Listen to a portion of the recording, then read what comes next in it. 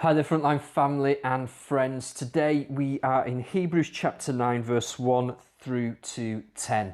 Hebrews, as I keep saying, is the book of better things. And today we're thinking about how the system of worship set up by Jesus is greater than the system of worship that went on before. In particular, the worship in the temple and in the tabernacle, a system of animal sacrifices. And so far in this book of better things, we've seen how Jesus is superior to the angelic messengers of the Old Testament. We've seen how Jesus is a superior word spoken than the words spoken in the Old Testament, than the Torah. How Jesus is a superior leader to Moses. He leads his people into a better promised land, into a superior Sabbath rest. How Jesus is greater than Abraham. How Jesus is greater than the priests and the kings of the Old Testament. And yesterday we saw how the new covenant is superior to the old covenant. Hebrews is a book of better things. And today we're picking up on this idea of, I suppose, the problem or the inadequacy or the imperfection of that old temple sacrificial system. Or before the temple, there was like this tent temple called the tabernacle. A huge tent of different sections. You can Google it for images.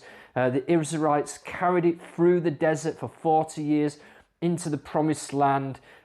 An outer section for the worshippers, a centre where the priests did all their priestly things, like many of the animal sacrifices.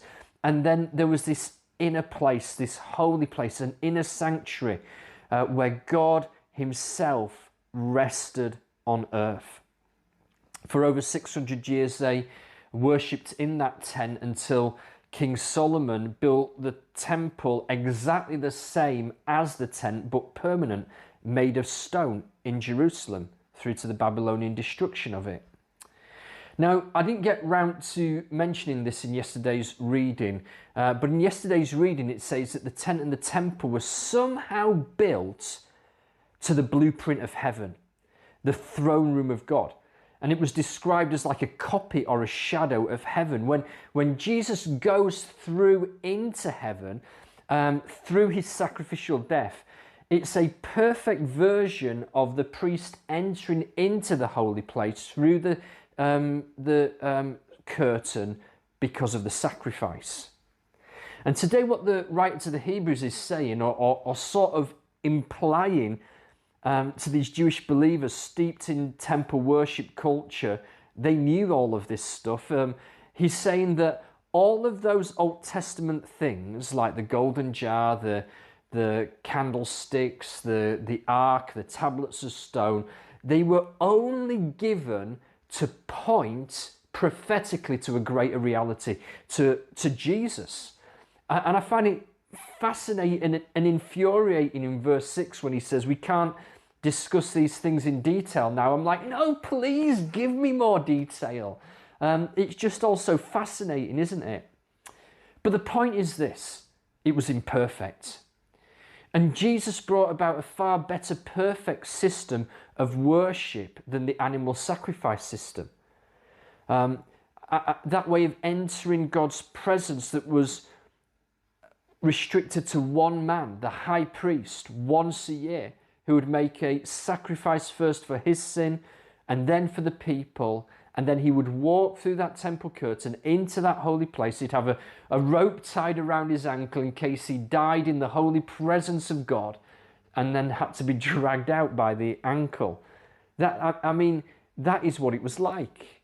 But because of Jesus, our great high priest, our perfect sacrifice, well, we have free and unlimited access into the presence of a holy God.